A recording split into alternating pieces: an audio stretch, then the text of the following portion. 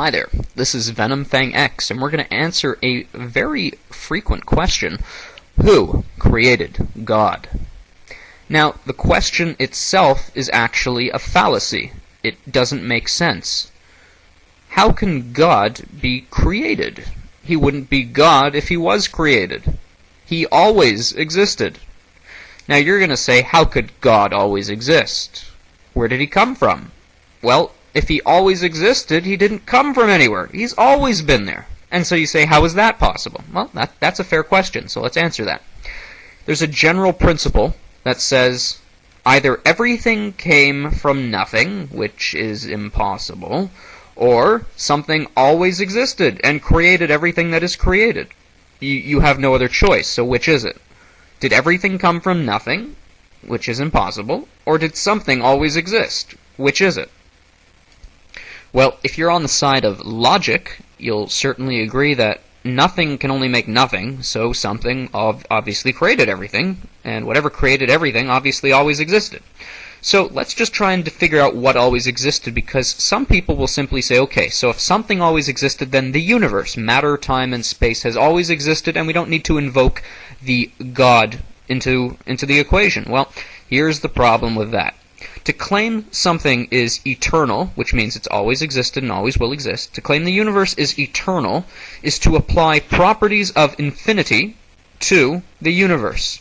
So let's try and apply properties of infinity, or eternality, to matter, time, and space, and if we can show you that matter, time, and space could not be eternal or infinite, that means they are created by something that is not made of matter, time, and space, which would then have the properties of God, being immaterial, eternal, and omnipresent. But we're getting ahead of ourselves.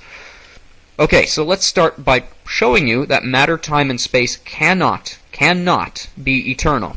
Let's take time first. Time is the measure of changes in matter. So imagine flicking a light switch once, okay? Now if I said, I'm going to give you a chocolate bar after you flip a light switch an infinite amount of times, would I ever give you the chocolate bar? The answer is no, because you can't flip a light switch an infinite amount of times. You'd go 1, 2, 3, 4, 5, and you'd go on forever, and you'd never reach infinity. You would always have a finite amount of light switch flicks. So you can't reach infinity using finite instances, or another way of putting it, you can't have an infinite amount of finite things. So time, we know, had a beginning because there could not have been an infinite amount of time before right now. That's simply logical.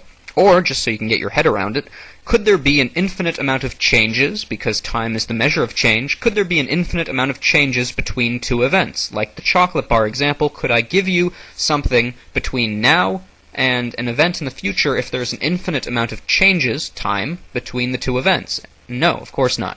So that means there couldn't have been an infinite amount of time changes before right now, because we never would have reached this moment in time.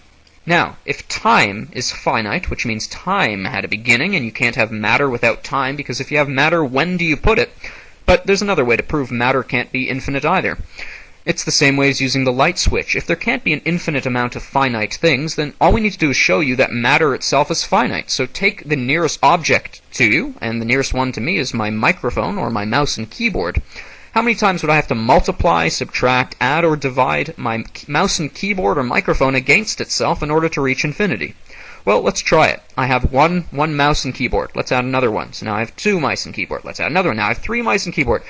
How many times would I have to do this in order to reach infinity? The answer is I would never reach infinity, for the same reason you can't flick the light switch an infinite amount of times.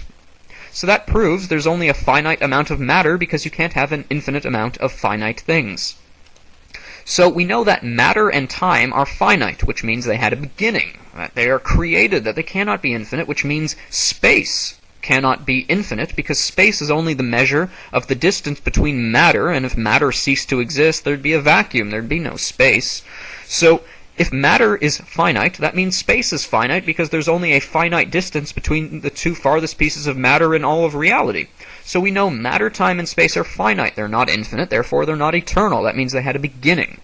So what created matter, time, and space? Well, if something exists without matter, time, and space, that means, Well, let's figure out the properties of something that exists without matter, time, and space. Well, if you exist without time, and time is the measure of change, that means you never change. That means there's no past or future, there's only an eternal now. And that's exactly why the Bible says God is the same yesterday, today, and forever, because He has never changed, and He never will change. He is God, He is eternal, He has always been. Has it ever occurred to you that nothing ever occurred to God? The past, present, and future are all one, and that's why God knows the future, because He's eternal and exists outside of time. Now, if you exist without matter, that means you are immaterial. That means you can't be touched, you can't be seen, you can't be smelled or tasted. You are not made of matter.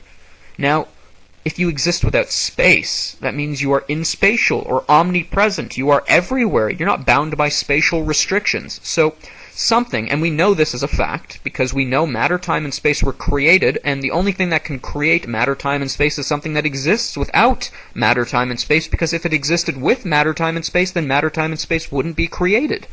So we know matter, time, and space were created by something that exists without matter, time, and space, and to exist without matter, time, and space means you are eternal, omnipresent, and immaterial, which are the very traits of God. So something that always existed, that is invisible and untouchable, that is everywhere, created matter, time, and space. What does that sound like to you? Okay, so this is just about the end of the video. Now if anyone asks you who made God, you can just send them this video, and they'll know that God's not created. In order for everything to have been created, you need something that always existed. God always existed, and He always will exist. The only question left is, well, which God is it? How can we know which religion is true? Are any of the religions true? Well, I'm not going to hide anything from you. I'm a Christian, and I believe I have a good reason for being a Christian. God exists without matter, time, and space, which means God knows the future and is everywhere. Well, the Bible is a thick book, and it predicts the future thousands of times, and no other religious book in the world, not the Islamic Quran, not the Book of Mormon, none of them predict the future like the Bible does. That is proof that the Bible was written by God, because men do not know the future, but the Bible sure does. Now, you probably want proof of prophecy. Well, if you check my videos, I've got a few videos about prophecy. You can also do a Google search. Jesus Christ alone fulfilled over 360 prophecies concerning Himself. The Jewish prophets, or who lived well before Christ by hundreds of years, foretold His coming in intricate detail. The prophet Daniel said when Jesus would come before the destruction of the Second Temple, which was 2,000 years ago, and the consequences of which Isaiah foretold that the Jews would reject their Messiah.